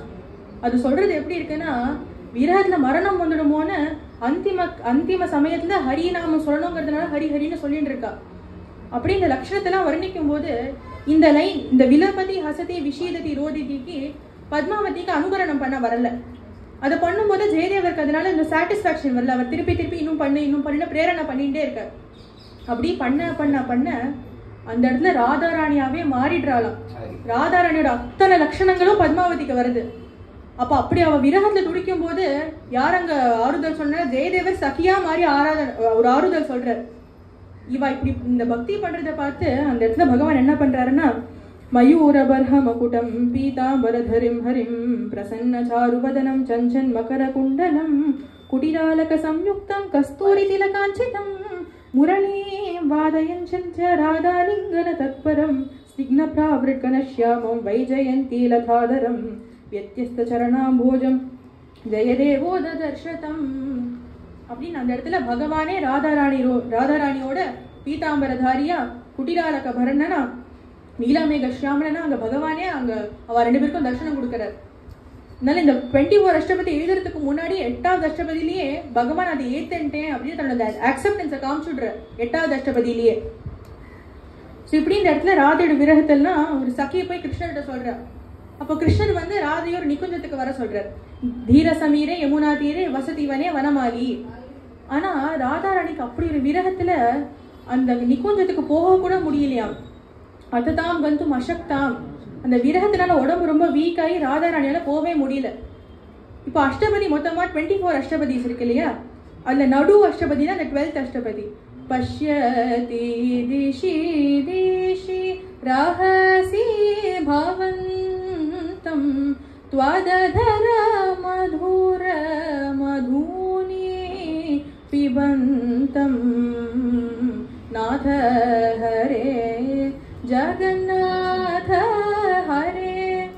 அஷ்டபதியோட ஹிருதயம் இந்த 12வது அஷ்டபதியில 8 சரணத்துல 4வது சரணம் என்ன சொல்றாருன்னா, முஹுரவலோகித மண்டல லீலா மதுரி பூரஹம் இதி பாவ நாத ஹரே ஜெகநாத ஹரே. திடீர்னு ராதாராணி என்ன சொல்றாளா, மதுரிப்பு ரகம், நான் தான் கிருஷ்ணர் அப்படிங்கிறான். இதுதான் அஷ்டபதியோட ஹிருதயம். இது மகா அத்வைத பாவம். ஜெயதேவர் அத்தனை சாஸ்திரங்களையும் அப்படி ஃபிங்கர் டிப்ஸ்ல வச்சுட்டு இருக்காரு இல்லையா, அப்ப இப்படி காட்டுறார். இந்த மகா அத்வைத பாவத்துல ராதாராணி என்னண்டு நான் தான் கிருஷ்ணர் அப்படிங்கிறார். பிருந்தாவனத்துல இம்லி தலா அப்படின்னு ஒரு இடம் இருக்கு, இந்த ராசஸ்தலிக்கு பின்னாடி இருக்கு. இந்த இடத்துல கிருஷ்ணரை பத்தி ராதாராணி நினைச்சு நினைச்சு நினைச்சு தானே ஒரு நீல ரூபமா கிருஷ்ணரா மாறிடுறாளாம். அதனால இந்த கோவில்ல மட்டும் நம்ம போய் பார்த்தோம்னா ராதாராணி வந்து நீலவர்ணத்துல இருப்பா, கிருஷ்ணர் வெள்ளையா இருப்பாரா. கிருஷ்ணர் ராதாராணியை நினைச்சு நினைச்சு வெள்ளை கௌராங்கம் ஆயிடுறார். இதுதான் மகாபிரபுவோட அவதாரத்துக்கு மூலம் அப்படின்னு அந்த கௌராங்க பக்தாலாம் சொல்லுவா.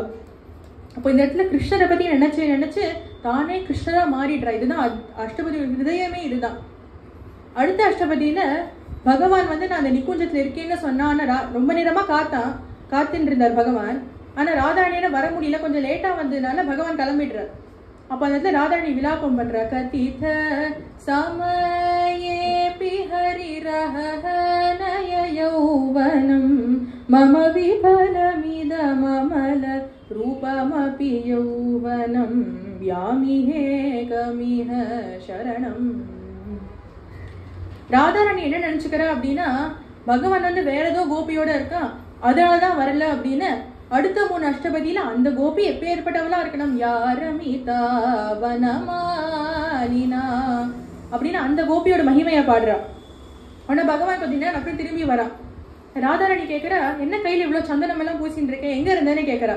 இந்த பகவான் சொல்றார், நான் உன் விரகத்துலதான் இந்த யமுனா தீரத்துல துடிச்சுட்டு இருந்தேன். இது சந்தனம்னு இருக்கிறது, இது வந்து யமுனாயோட அந்த தீரத்துல இருக்கிற மண்ணு அப்படிங்கிறா. உன்ன ராதாராணி சொல்ற, நீ வாயை திறந்த வெறும் போய் தான் சொல்ற. யாஹி மாதவ யாஹி கேசவ மாவத கைதவவாதம். பகவானோட பூத்தனாவதாரத்தை ஸ்மரணம் பண்ணும்போது உத்தவன் எப்படி பண்றாருன்னா, கம்பாதயாலும் சரணம் பிரஜேம, இப்படி போய் விஷம் கொடுத்தவளுக்கும் போய் பகவான் மோட்சத்தை கொடுக்கறாரு. இப்பேற்பட்ட தயாலும் எங்க கிடைக்கும்னு உத்தவன் சொல்ற. இந்த இடத்துல ராதாராணி சொல்றா, பிரமதி பவான பலாக பலாயவனேஷு கிமத்ர விசித்ரம் பிரதயதி பூதனி கைவ வதூவத நிர்தய பாலச்சரித்ரம். சொல்றா, பாவம் பூத்தன் உனக்கு பால் கொடுக்கணும்னு வந்தா அவளையும் போய் வதம் பண்ணிய அப்படிங்கிறா. ஆனா பகவான் சொல்ற, நான் சத்தியமா வேறொரு நான் வந்து தனியா அந்த யமுனா தீரத்துல தான் இருந்தேன் அப்படிங்கிற. ஆனா பகவான் சொல்ற, நான் வந்து ஒரு ஒரு பாஸ்கெட்ல நிறைய பாம்பெல்லாம் போட்டு அதுக்குள்ள கையை விட்டு சத்தியம் பண்ணி சொல்றேன் அப்படிங்கிற. அந்த காலத்துல ஒரு வழக்கம், அப்படியே அந்த கூடக்குள்ள நம்ம கையை விட்டு நம்ம சொன்னோம்னா நம்ம சொன்னது சத்தியம் அப்படின்னா எந்த பாம்பும் நம்மளை கொட்டாதுன்னு. நான் கிருஷ்ணன் அதை பண்றேங்கிறார். யாரு கிருஷ்ணர்? ஆதிசேஷன் மேல படுத்துட்டு இருக்கிறவர்.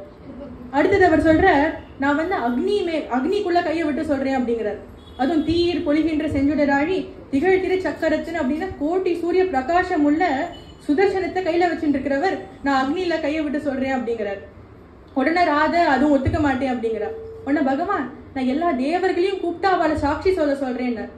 ராதாராணி சொல்ற, தேவர்களெல்லாம் உனக்கு ஜாலராதான், அவளையே நான் நம்பணும் அப்படின்னு கேட்கிறா. அப்புறமா ஒரு சகியை வந்து ராதை கிட்ட சொல்றா, அப்பா நீ கண்ணன் கிட்ட கோச்சுக்காத, மாதவே மா குருமானம் மானினி மானம் மயே சகி மாதவே மா குருமானினி. அப்புறம் ஒரு சகி வந்து சொல்றா, இங்க பாரு, ஒரு கிருஷ்ணர் வந்து இப்போ உங்ககிட்ட பேச போற, அவன்கிட்ட நீ கோபம் காட்டாத, அவன்கிட்ட மதுரமா பேசு அப்படிங்கிறா. இது எப்படி இருக்குன்னா, ரங்கநாதர் வந்து உற்சவத்துல உறையூர் நாச்சியார் சந்நிதியிலேருந்து திருப்பி ரங்கநாயகி சந்நிதிக்கு வருவார். அப்ப ரங்கநாயகி கதவை சாத்திடுவர். அப்ப ரங்கநாதர் வந்து தாஜா பண்ணிட்டே உள்ள போவார். அதுக்கும் நம்மாழ்வார் பறிஞ்சு வருவார். பாவம் என்ன ஆனாலும் பரமபுருஷன் இல்லையா, பரமபத நாதன் இல்லையா, அவரை நீ இப்படி கெஞ்ச விடக்கூடாது அப்படின்னு சொல்லுவார். அதே போல இந்த சகி இங்க ஒரு உபதேசம் பண்ணிட்டு போறா. அடுத்த அஷ்டபதியில பகவானே அந்த ராதாராணி கிட்ட மன்னிப்பு கேட்கிறார். வதசியதி கிஞ்சிதபி தந்தருச்சி கௌமுதி ஹரதுதரதி மீரம் அதிகோரம் ஸ்புரதர சீதவே தவ வதன சந்திரமா ரோச்சயது லோச்சன சகோரம் பிரியே சாருஷீலே பிரியே चारुशीले मुञ्चमयिमानम् अनिदानं सपदि मदनानलो दहति मम मानसं देहि मुखकमल मधुपानं प्रिये चारुशीले चारुशीले. பகவான் வந்து வதசேதி கிஞ்சித் அப்படின்னு கேட்கிறார். நம்ம பகவானை பார்த்து பலுகே பங்கார மயனா கோதண்ட பாணி ஏதாவது பேச மாட்டியா அப்படின்னு கேட்கிற மாதிரி பகவான் ராதாராணி கிட்ட வந்து ஏதாவது என்கிட்ட பேச மாட்டியான்னு கேட்கிறார். நான் பிரேமைய பகவான் அப்படி கொண்டாடுற. இதுல ஒரு சரணத்துல சொல்ற ஸ்மரகரள கண்டனம் மம சிரசி மண்டனம் தேஹி பத பல்லவம் உதாரம் ஜ்வலதி மயி தாருணோ மதன கதனானலோ ஹரது ததுபாஹித விகாரம் பிரியே சாருஷீலே சாருஷீலே. பகவான் ராதாராணி கிட்ட பார்த்து உன் சரணத்தை கூட நான் தலையில வச்சுக்கிறேன் அப்படிங்கிறார். இதனாலே பகவான் காட்டுறார் பிரேமைய பகவான் தலையில தூக்கி வச்சுட்டு இருக்காருன்னு. உபனிஷத் வாக்கியம் பிரேமம் பிரேம தஸ்ய சிரஹா அப்படின்னு சொல்றது. அதுக்கு இதுதான் அர்த்தமோ என்னன்னு தெரியல. பகவான் வந்து ராதாராணி கிட்ட உன் சரணத்தை கூட நான் சிரஸ்ல வச்சுக்கிறேன் அப்படிங்கிறார். இது எழுதிட்டு ஜெயதேவர் இருக்கா அப்படி அப்படியே பாக்குறார். அவருக்கு ஒரு எண்ணம் வந்து கொடுத்து என்னன்னா இது நிஜமாவே பகவானோட வாக்குதானா, பகவத் பிரேரணையில தான் எழுதியிருக்கேனா, இல்ல என்னோடைய புத்தி என்னோடைய வாசனை கொஞ்சம் தலை தூக்கி இருக்கா அப்படின்னு அவருக்கு ஒரு எண்ணம் வந்து கொடுத்து. இது இப்படி பகவான் வந்து ராதாராணி கிட்ட ராதாராணி சிரச தலையில வச்சுக்கிறது இது தகுமா அப்படின்னு அவருக்கு ஒரு எண்ணம் வந்து கொடுத்து. அதனால அந்த லைன் அப்படியே அடிச்சு விட்டு பத்மாவதி கையில அந்த ஓலையை கொடுத்துட்டு நான் இதுக்கு ரீப்ளேஸ்மெண்ட் ஏதாவது யோசிச்சுட்டு வரேன், நான் போய் எண்ணெய் தேய்ச்சி குளிச்சுட்டு வரேன் அப்படின்னு கிளம்பிட்டார். அவர் கிளம்பி 5 நிமிஷம் கூட ஆல பத்மாவதி ஒரு குரல் கேட்கறது. அந்த ஓலையை கூட அவசர அவசரமா எந்த லைனை அடிச்சாரோ அதே லைனை திருப்பி முத்து முத்தான எழுத்துல எழுதிட்டு போறார். ஏன்னா பத்மாவதிக்கு தோன்றது எனக்கு இதை தானே திருப்பி அழிச்சார், அதே திருப்பி எழுதியிருக்காரு அப்படின்னு. அப்புறம் கொஞ்ச நேரம் அப்புறம் நம்ம ஜெயதேவர் வர பத்மாவதி ஓலையை கொடு அப்படிங்கிறார். எத்தனை வாட்டி கேட்பேன் அப்படிங்கிறார். இப்பதானே வந்து கேட்டுட்டு போனேன், நான் வந்து இப்பதானே வரேன், நான் வந்து இவ்வளோ நேரம் ஒரு ரீப்ளேஸ்மெண்ட் லைன் யோசிச்சு பார்த்துட்டே இருந்தேன், எனக்கு கிடைக்கவே இல்லை அப்படிங்கிறார். அப்புறமா அந்த ஓலை திரும்பி பார்த்தா மணியா எழுதியிருக்கு ஸ்மரகரள கண்டனம் மம சிரசி மண்டனம் தேஹி பத பல்லவம் உதாரம் அப்படின்னு. அப்போதான் அவன் 2 பேருக்குமே தெரியறது வந்திருக்கிறது பகவான் அப்படின்னு. அதனால இந்த வாக்கு வந்து ஜெகநாதருடைய வாக்கு. பகவானே அப்படி பிரேமைய நான் தலையில வச்சுன்னு கொண்டாடுறேன்னு பகவான் நமக்கு காட்டுறாரு இந்த இடத்துல. பத்மாவதிக்கு இப்படி ஒரு அனுபவம் கிடைச்சதுனால இப்ப வரைக்கும் பண்ணாத ஒரு விஷயம் ஜெயதேவர் பண்றாரு. ஏன்னா முத்ரையில பத்மாவதியோட பேரையும் சேர்த்துக்கிறார். இதி சட்டுல சாட்டு பட்டு சாரு மூரவைரினோ ராதிகா மதிவச்சன ஜாதம் ஜயது பத்மாவதி ரமண ஜய தேவ கவி பாரதி பணிதம் இதி கீதம். தன்னை பத்மாவதி ரமணன் ஜெயதேவர்னு சொல்லிக்கிறார். இந்த அஷ்டபதி அவரோட காலத்திலே ரொம்ப பிரசித்தமாயிடுது. ஊர்ல இருக்கிறவ எல்லாரும் அஷ்டபதியை பத்தி பேசுறா, அஷ்டபதியை பாடுறா. அப்போ அந்த ஊர் ராஜாக்கு லக்ஷ்மண சேனர்னு ஒரு ராஜா இருந்தார். உடனே அவருக்கு ஜெயதேவரை பார்க்கணும்னு ஆசை வந்தது. அவரை சபாக்கு கூப்பிட்டப்போ ஜெயதேவர் போல. சில பக்தர்கள் போவா, சில பேர் போக மாட்டா. தியாகராஜர் வந்து நிச்சிதால சுகமா நீ சந்நிதி சால சுகமானு போல, துளசிதாசர் போல.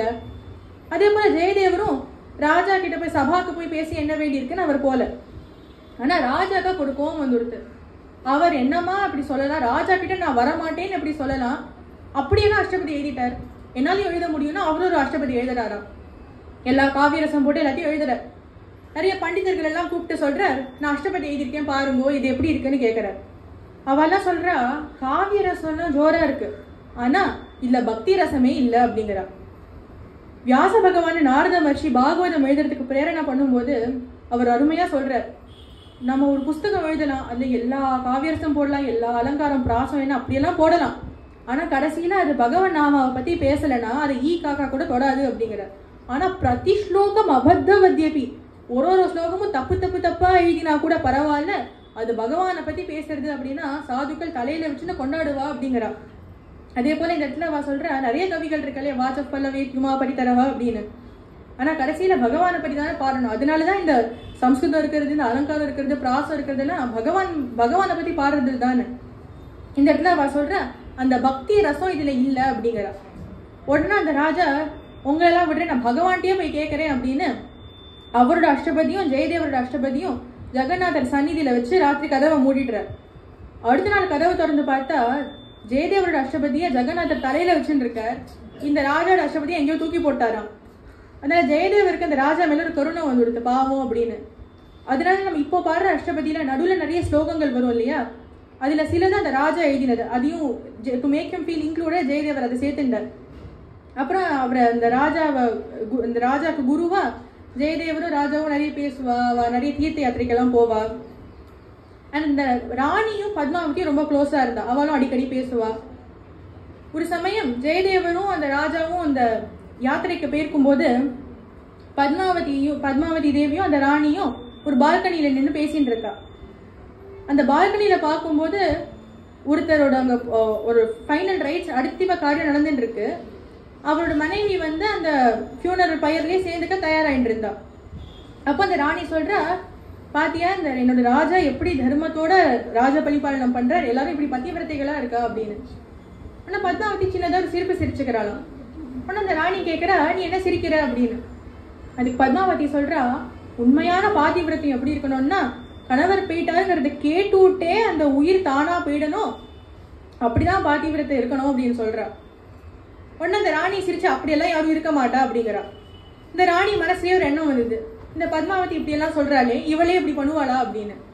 அதனால ஒரு சிப்பாயை விட்டு ரொம்ப அவசரமா ஓடி வந்து சொல்றா. அந்த ராஜாவும் ஜெயதேவரும் காட்டுல போயிட்டு இருக்கும் போது ஒரு மிருகம் ஜெயதேவர் அடிச்சு ஜெயதேவரோட உயிர் போயிடுச்சு அப்படின்னு வந்து சொல்ற. அது கேட்டாலோ இல்லையோ அடுத்த க்ஷணம் பத்மாவதியோட உயிர் போயிடுறதுதான். அந்த ராணி பதறி போயிடுற, என்ன பண்றதுன்னே தெரியல. அந்த ராணி என்ன நினைச்சான்னா பத்மாவதி சரியாதான் இருப்பா, அப்ப நீயே அப்படி இல்லையேன்னு சொல்லி காட்டலான்னு பார்த்தா. ஆனா பத்மாவதி உயிர் போயிடுச்சுனப்ப என்ன பண்றதுன்னே தெரியல. எதேச்சியா அதே நாள் ஜெயதேவரும் அந்த ராஜாவும் திரும்பி வரா. இதை பார்த்து இந்த ராஜாவுக்கு ரொம்ப கோபம் ஆயிடுச்சு. அந்த ராணியை வதம் பண்றதுக்கு வரார். அப்ப ஜெயதேவர் பண்ணாதீங்கன்னு சொல்லி பிரார்த்திதோசௌ நரேந்திரேன சிந்தையன் புருஷோத்தமம் ஜகௌ ஸ்ரீ கீத கோவிந்தம் மதுரம் வீணயா சஹ கீத கோவிந்த மகாத்மியாத் பத்மாபி புனருத்திதா பிராணராமபதிம் பிரேம்னா பிரார்த்து சர்வே பராமுதம். அந்த இடத்துல மதுரமா இந்த 19th அஷ்டபதி தான் பாடுறாரு ஜெயதேவர். அதை கேட்டு பத்மாவதி புனருத்திதா, அதை கேட்டு பத்மாவதி தானா எழுந்து உட்காந்து விடுறாளாம். அந்த பத்மாவதி உயிர் பிரிஞ்சு திருப்பி உயிரை கொடுத்ததுனால இந்த அஷ்டபதிக்கு மிருத சஞ்சீவனி அஷ்டபதினு கூட சொல்லுவா. ஏன்னா இந்த அஷ்டபதியில பத்மாவதி தேவிக்கும் பகவானுக்கு ஒரு அனுபவம் நடந்ததுன்னு இந்த அஷ்டபதியை பாடினோடனே பத்மாவதி எழுந்து விடுறா. அப்பேற்பட்டது. அடுத்த அஷ்டபதியில வந்து ராதை தயாராகி இந்த நிக்குஞ்சத்துக்கு போறான். 22nd அஷ்டபதி தான் ராதா கல்யாணம். ராதா வதன விலோகன விகசித விவித விகார விபங்கம் ஜலநிதிமிவ விதுமண்டல தர்ஷன தரளித துங்க தரங்கம் ஹரிமேகரசம் சிரமபிலஷிதவி சாததர்ஷ குருஹர்ஷவதம் வசம் வதனமனங்க விகாசம் ஹரிம் சாததர்ஷ. இந்த ராஜாவோட நிறைய நாளா ஜெயதேவர் இருக்கார். அப்புறமா ரொம்ப நாளா இந்த ராஜாவோட இருந்துட்டேன் அப்படின்னு அவர் கிளம்பி வர்றார். அவர் கிளம்பும் போது அந்த ராஜா அவருக்கு எல்லா சம்ஸ்காரமும் பண்ணி அவர் நிறைய மூட்டையா அவருக்கு ரத்னம் தனம் எல்லாம் கொடுத்து அனுப்புறாரு. அவருக்கு தெரியாம அவரோட பல்லக்கு கீழே வச்சு அனுப்புறாரு. ஏன்னா எந்த சாதுவும் கொடுத்தா ஏத்துக்க மாட்டா. அப்படி அனுப்பும் போது நடு காட்டுல இருக்கும் போது 2 சிப்பாய்கள் ஜெயதேவர் தூக்கின்னு வரா இல்லையா, அவளுக்கு ஒரு எண்ணம் ஒன்று இருக்கு, இத்தனை தனத்தை வச்சுட்டு ஜெயதேவர் என்ன பண்ண போறாரு அப்படின்னு. அங்க ஜெயதேவர் அடிச்சு ஒரு கிணத்துல போட்டு இந்த தனத்தை தூக்கிட்டு அவ ஓடி போயிட்டான். இந்த பக்கத்துல ஒரு பக்கத்து தேசத்து ராஜாவோட மனுஷன் அங்க வந்தப்போ ஜெயதேவர் அங்க விழுந்திருக்காங்கிறத பார்த்து அவரை ராஜ்யத்துக்கு கூட்டின்னு போய் அவருக்கு எல்லாம் சுஷ்ரூஷையும் பண்ணி அந்த ராஜா ஜெயதேவர் குருவா பார்த்தா கைங்கரியம் எல்லாம் பண்ணிட்டு இருக்காரு. அப்படி பண்ணும்போது அந்த ஊர்ல அந்த ராஜாவுக்கு ஒரு பாகவத மேளா பண்ணணும்னு ஆசை. அதனால எல்லா பாகவதர்களையும் கூப்பிடுறாரு. அப்ப இந்த 2 சிப்பாய்கள் இருக்காளே, அவ ஒரு துளசி மாலையை போட்டுட்டு கோபியை போட்டுன்னு வந்துடுறா இந்த பாகவத மேலாக்கு. அவளுக்கு தெரியாத ஜெயதேவர் அங்க இருக்காரு அப்படின்னு. அங்க பார்த்தா அங்க ஜெயதேவர் இருக்காரு. அவ 2 பேரும் வரும்போது அந்த ஜெயதேவர் அந்த ராஜா காதுல ஏதோ போய் சொல்றாரு குச்சு குச்சு குச்சுன்னு. இவளுக்கு என்ன பண்றதுன்னே தெரியல. உடனே ராஜா கூப்பிட்டு சொல்றார், ஜெயதேவர் என்கிட்ட சொல்லியிருக்கார், உங்க 2 பேருக்கும் நான் ரொம்ப விசேஷமா உங்களை கவனிச்சுக்கணும் அப்படின்னு. அவளுக்கு இப்போ ஒரே கன்ஃபியூஷன் ஆயிடுது, இந்த விசேஷ கவனிப்புக்கு என்ன அர்த்தம் அப்படின்னு. ஏதாவது பலி போடுற மிருகம் மாதிரி நம்மளை பார்த்துக்க போறாளான்னு. ஆனா அவளுக்கு எல்லா சுஷ்ரூஷையும் பண்ணி பாகவத வேலையெல்லாம் முடிச்சா அவ கிளம்புறா. அப்போ சுத்தி 4 பேர் கேட்கறா, உங்க 2 பேருக்கும் இப்படி ஒரு விசேஷ கவனிப்பு கிடைச்சதே, நீங்க ஏதாவது ஜெயதேவருக்கு ஏதாவது கைங்கரியம் பண்ணிருக்கேலான்னு. அப்ப அந்த இடத்துல அவ என்ன சொல்றா அப்படின்னா, ஜெயதேவர் அந்த ராஜ்யத்துல இருக்கும் போதே எங்களுக்கு அவரை தெரியும், அவர் ராஜாவுக்கு தெரியாம நிறைய தப்பான காரியங்கள் பண்ணார், அது எங்களுக்கு மட்டும்தான் தெரியும், நாங்க யார்கிட்டயும் சொல்லக்கூடாதுங்கிறதுனால இப்படி கவனிச்சுட்டார் அப்படின்னு சொன்னா. இதை கேட்டோடனே பூமாதேவிக்கே பொறுக்காம பூமியை பொழந்து அவ 2 பேரும் உள்ள போயிட்டா. ஆனா இந்த இடத்துல ஜெயதேவர் ஜெகநாதரை பார்த்து கதறாராம், ஜெகநாதா நீ இப்படி எல்லாருக்கும் சிக்ஷனம் பண்ணிட்டே இருந்தனா யாரு ஹரிபக்தி பண்ணுவான்னு சொல்றார். அப்ப அந்த இடத்துல ஜெகநாதர் ஆகாசத்துல ஒரு தர்சனம் கொடுக்கிறார். என்னன்னா இவ 2 பேரும் இருக்காளே, அவ 2 பேரும் மோட்சத்துக்கு போறத காட்டுறாராம். இப்படி தன்னிடத்துல மகா ஹிம்சை பண்ணியும் கூட அவளுக்கு நல்லதுதான் யோசிக்கிறாருன்னா ஹரிபக்தானா அப்படிதான் இருப்பா. பேர்பட்டவரா இருக்காரு இல்லையா ஜெயதேவர். அவர் நிறைய குழந்தைகளுக்கு அஷ்டபதி கிளாஸ் எல்லாம் எடுத்துட்டு இருந்தார். பத்மாவதி நிறைய பெண் குழந்தைகளுக்கு கிளாஸ் எடுத்துட்டு இருந்தா. அதுல ஒரு சின்ன குழந்தை எப்போதுமே அவ பூ பறிச்சு அதை வித்து அப்படிதான் அவரோட ஜீவனம் ஓட்டின்னு இருக்கும். அப்படி ஒரு நாள் அவ பூ பறிச்சுட்டு இருக்கும் போது லலித லவங்கலதா பரிசீலன அப்படின்னு 3வது அஷ்டபதியை பாடிட்டு அந்த பூக்கள் எல்லாம் பறிச்சுட்டு இருந்தா. அவ பாடுறதை கேட்டு ஜெகநாதர் ரொம்ப சந்தோஷமா அங்க வந்துடுறான். அவளை சுத்தியே நடந்துட்டு இருக்கான். ஆனா அந்த குழந்தைக்கு தெரியல. அவர் பாடுறதை கேட்டு ரொம்ப சந்தோஷப்பட்டு தன் கையில இருக்கிற ஒரு வைர மோதிரத்தை எடுத்து அந்த குழந்தை பாஸ்கெட்ல போட்டுட்டு பகவான் போயிடுறார். அன்னைக்கு ஒரு மந்திரி அந்த கூடைய வாங்குறார். அவருக்கு ஏதோ நிறைய பூ தேவை இருந்தது போல இருக்கு. அந்த கூடைய வாங்கிடுறார். கூடையை தொடர்ந்து பார்த்தா உள்ள ஒரு வைர மோதிரம். இந்த குழந்தை பார்த்தா ரொம்ப ஏழையா இருக்கா. அவகிட்ட இந்த மோதிரம் எல்லாம் எப்படி வந்ததுன்னு தெரியல. அதனால ராஜா கிட்ட போய் சொல்லி ராஜா அந்த குழந்தைய காராகிரகத்தை போய் போட்டுடுறார். அன்னைக்கு ராத்திரி ஜெகநாதர் ராஜா கனவுல சொல்றார், எத்திர எத்திர ச குர்வந்தி கீத கோவிந்த கீர்த்தனம் தத்ர தத்ர பிரேம பூர்வம் நிருத்யாமி பிருத்திவீபதே கீத கோவிந்த காவியஸ்ய ஜெயதேவ கிருதஸ்ய தூ பதானி மதுராண்யேவம் மோகயந்தி மனோமம. எப்படி எத்திர எத்திர ரகுநாத கீர்த்தனம்னு எங்கெல்லாம் ராமநாம கீர்த்தனம் நடக்கிறதோ அங்கெல்லாம் ஆஞ்சநேயர் விடுறார் போல இந்த ஜெகநாதர் சொல்றார், எங்கெல்லாம் கீத கோவிந்தம் பாடுறாலோ அங்க எல்லாம் நான் விடுறேன் அப்படிங்கிறார். எனக்கு இந்த ஜெயதேவர் பண்ண இந்த கீத கோவிந்தமோட வாக்கியம் அவ்வளவு பிடிக்கும், அதை அப்படியே ஆகர்ஷிக்கிறது அப்படிங்கிறார். அதனால இந்த குழந்தை கீத கோவிந்தம் பாடிட்டு இருந்தா நான் தான் அந்த மோதிரத்தை அங்க போட்டேன். எனக்கு இன்மையிலேருந்து தினம் தினம் என் கோவில் ஆராதனை கீத கோவிந்தம் சொல்லிதான் வேணும் அப்படிங்கிறார். இன்னைக்கு கூட நம்ம கோவிலுக்கு போனோம்னா ஜெகநாதருக்கு இந்த கீத கோவிந்தம் பாடிதான் ஆராதனை. அதுக்குன்னே ஒரு குடும்பம் இருக்கு. ஜெகநாதருக்கு கீத கோவிந்தம் சேவிக்கணும்னே ஒரு குடும்பம் இருக்கு. அப்பேற்பட்டது இந்த அஷ்டபதி. இந்த ராதா கல்யாணத்துல இந்த அஷ்டபதியும் ஜெயதேவரையும் ஸ்மரணம் பண்ணக்கூடிய பாக்கியம் நமக்கு கிடைச்சிருக்கு. இந்த சந்தர்ப்பத்தை கொடுத்ததுக்காக பிரம்மஸ்ரீ ரமணி பாகவதற்கும் ஸ்ரீவித்யா ஆண்டிக்கும் இந்த கோட்டி கோட்டி நமஸ்காரத்தையும் நன்றிகளையும் தெரிவிச்சுக்கிறேன். மேலும் மேலும் நிறைய சத்சங்கம் கிடைக்கணும்னு பிரார்த்தனை பண்ணிட்டு நம் குருநாதர் சொல்லுவார், எப்பெல்லாம் அஷ்டபதி பாடுறோமோ அப்ப எல்லாம் ஒரு ராதா கல்யாணம் நடக்கிறது அப்படின்னு. மந்த மந்த சலத சுகந்த பவன யமுனா கட்டுமே பியார் ஆனந்த பனாமிரதத நிரதத ராச விஹாரி விருஷபானு துளாரி மன்மத மோகித மகாவைபவ மாதவ ராதா காந்தர்வ பரிணய சந்ததனோகா நித்ய குதூஹல அத்துல ரசமய பிரணய பாவனய ஜெய ராதே கிருஷ்ண பிரிய ராதே ஜெய ராதே கிருஷ்ண பிரிய ராதே ராதா பிரியவர ஜெய கிருஷ்ணா ராதா பிரியவர ஜெய கிருஷ்ணா ஜெய ராதே கிருஷ்ண பிரிய ராதே ஜெய ராதே கிருஷ்ண பிரிய ராதே. ஹரே ராம ராம ராம ஹரே ஹரே ஹரே கிருஷ்ண கிருஷ்ண கிருஷ்ண ஹரே ஹரே ஹரே ராம ராம ராம ஹரே ஹரே ஹரே கிருஷ்ண கிருஷ்ண கிருஷ்ண ஹரே ஹரே. கோபிகா ஜீவன ஸ்மரணம் கோவிந்தா கோவிந்தா. யுகல சர்க்கார் கி ஜெய். சத்குருநாத்